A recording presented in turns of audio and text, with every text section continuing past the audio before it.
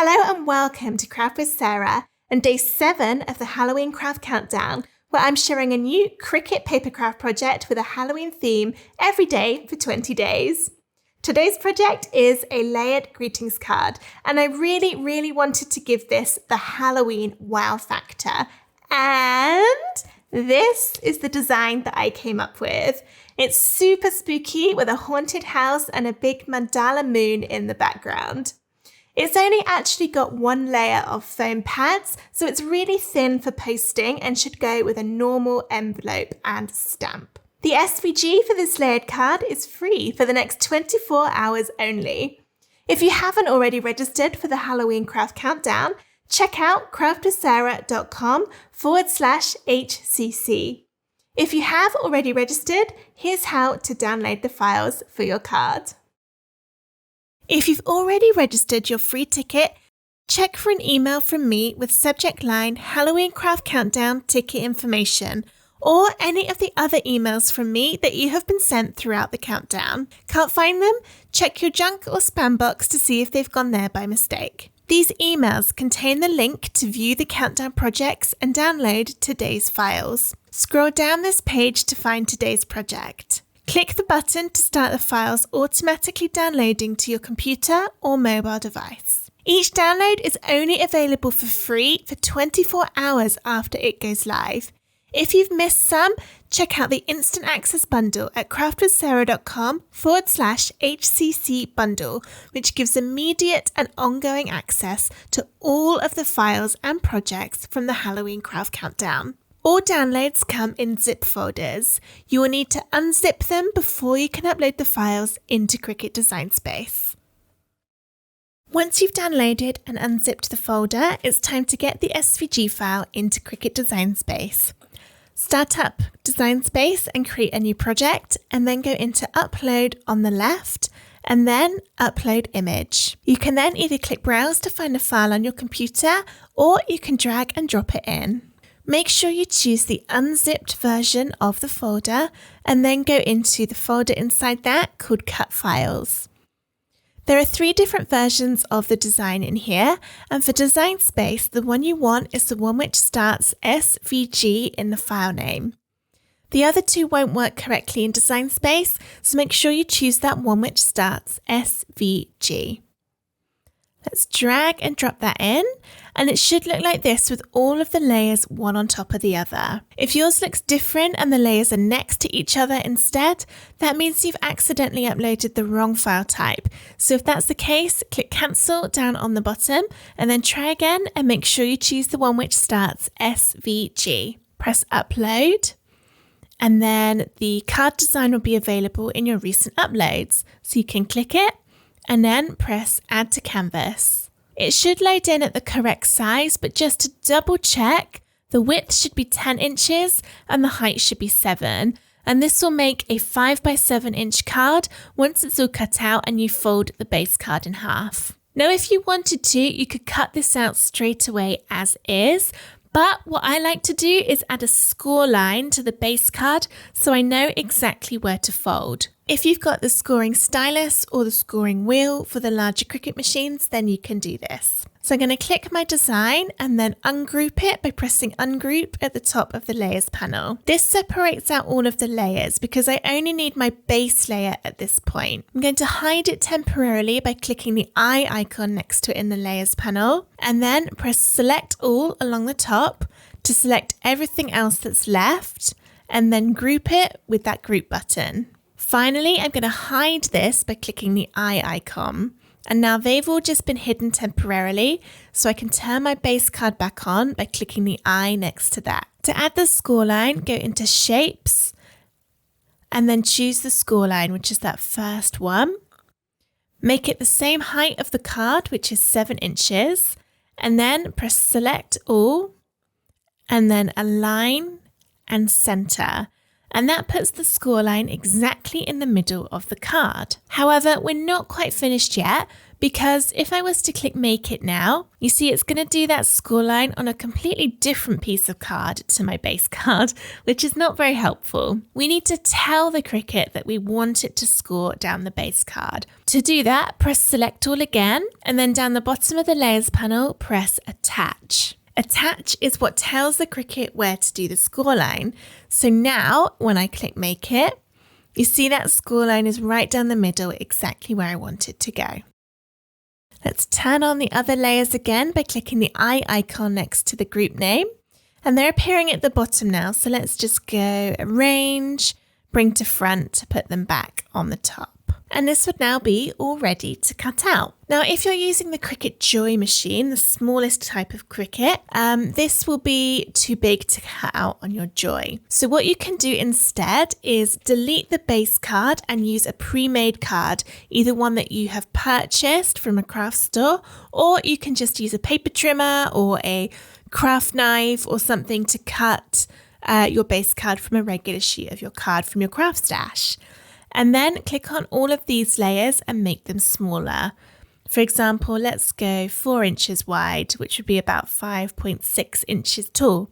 And that's the size you'd need to make your base card. So it would be 5.6 inches tall and 8 inches wide, because obviously you need to fold it in half. However, I'm going to make mine on my Cricut Maker. So let's put it back to the original size and add that back in. Click Make It. And then it will separate out all of the layers, and you can change the paper size in here. Note that you do have to do that for every single colour. One thing I like to do is to rotate these so that it will take up less space on my cardstock. Press the Shift key on your keyboard and then hold and click and drag that rotate button till it's on its side. And now I'm only going to use my first top half of my cardstock, which means all of this bottom section will be available for me to use for a different project another day. Once you're happy with how everything's looking, press Continue down on the bottom right, and then it will connect to your Cricut machine. Get everything cut out from cardstock, and then I'll show you how to stick it all together. Here are all of the layers of my card cut out, and I've laid them one on top of the other to check I'm happy with all of the colours. And then I've put my little teeny tiny bats over to one side to make sure I don't lose them. For the base card, I folded it in half already down that score line that we added in. And so this is all ready for us to add all of the layers to. As this is a greetings card, I don't want it to get really thick because then it'll be hard to post and cost more money. So we're only actually going to use one layer of foam pads on this card, and the rest will be all glued. The glue I like to use is called Collall. It doesn't bend or wrinkle the cardstock like some glues can do, which makes it great for greetings cards. Or other great glue brands are Bearly Art Glue or Art Glitter Glue. And then I've put it into this needle tip applicator bottle, which is brilliant because it's got such a tiny nozzle that I'll be able to get into all of the details of the card really easily. As with all layered designs, we'll start at the bottom and work our way upwards. So the first layer to go on is the one with the clouds, and this will be a glue layer. Turn it upside down and add the glue. You want to add a good amount so that this will stick really well, because it's going to have the weight of all of the other layers of card on it. So you just want to make sure that it's not going to come off. Let's bring that card back in. And stick it down. And I'm just going to wiggle it around to make sure it's perfectly lined up. Because if it overlaps, or if any of the layers overlap where they're stuck wrong, then it probably won't fit in my envelope. I'm using a pre-made envelope, a 7x5 inch envelope. I always find it easier to buy envelopes rather than make them, especially for larger cards like this. But if you would prefer to make one, there are lots of templates in Cricut Design Space, or you can find free SVGs or paid SVGs online. Personally, I don't have any envelope templates because, like I said, I never make my own, but lots of other designers do create them. The next layer is going to be the green for the grass, and this is another glue layer.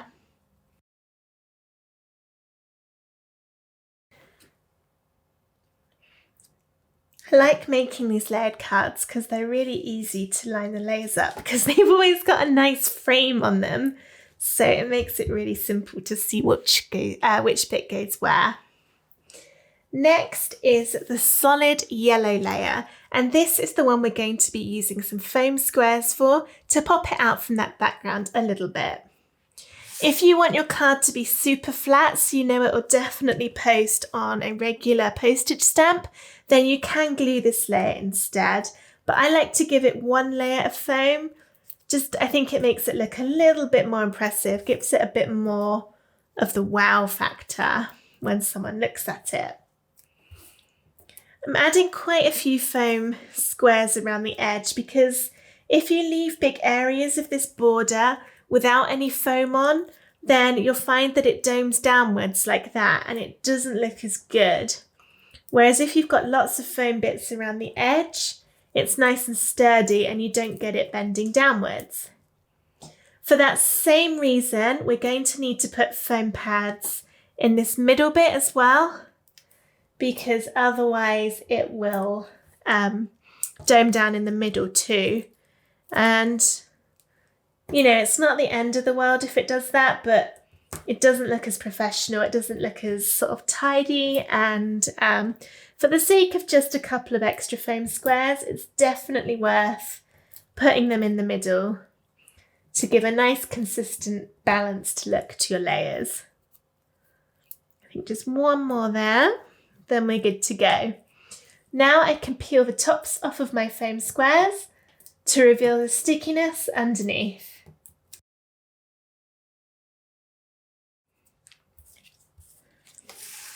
To line this up, I'm going to get some of my edges and corners in place and then gently drop it down without putting any pressure on it.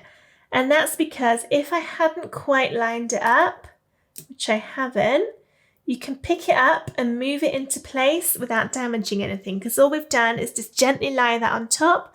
It's not actually stuck yet. But that's looking good now. So I'm going to push it down to get all of those foam squares stuck. And you can see, hopefully, because I added all of those foam squares, this is really nice and level and it's not sort of bending downwards anywhere. Okay, next layer. That one is going to be the mandala details in the moon, which is a glue layer.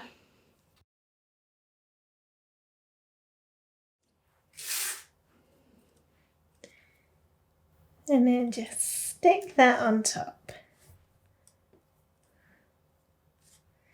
Don't want to push it down too hard. Oh, my glue, because I don't want that to happen.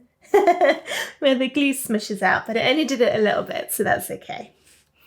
Right, the final layer before we move on to these little bats is the haunted house, and this is another glue layer.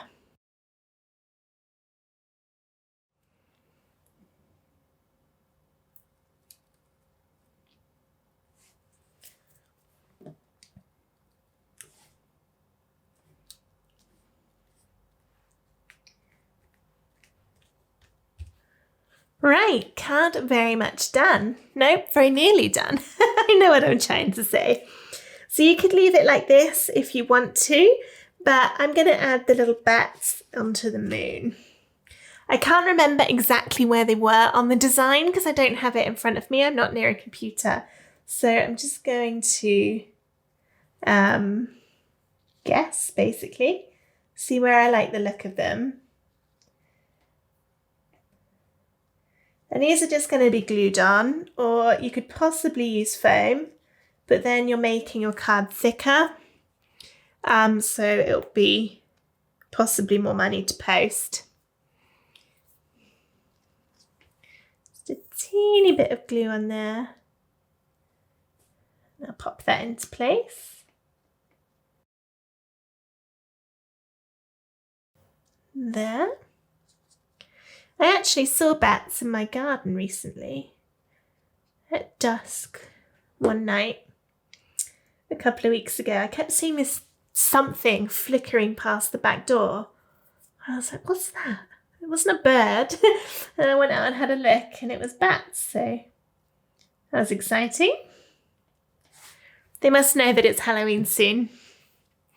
And there we go. Our layered Halloween haunted house card is all ready. Now, if you've got a dark coloured card like this, then you might want to cut a white rectangle of cardstock and make it a little bit smaller than your card. So maybe this is 5 by 7. So I would do 4.5 by 6.5, and then that'll fit nicely in the middle. And then you'll be able to write your message and your pen will show up. Whereas on that dark coloured card, it might be a bit difficult. But there we go, haunted house card. I hope you enjoyed this video on how to make a spooky haunted house greetings card with your Cricut machine. If you did, please give it a thumbs up and subscribe to my YouTube channel for loads more Cricut and craft tutorials. I hope to see you tomorrow for day 8 of the Halloween craft countdown. Thank you for watching. Bye!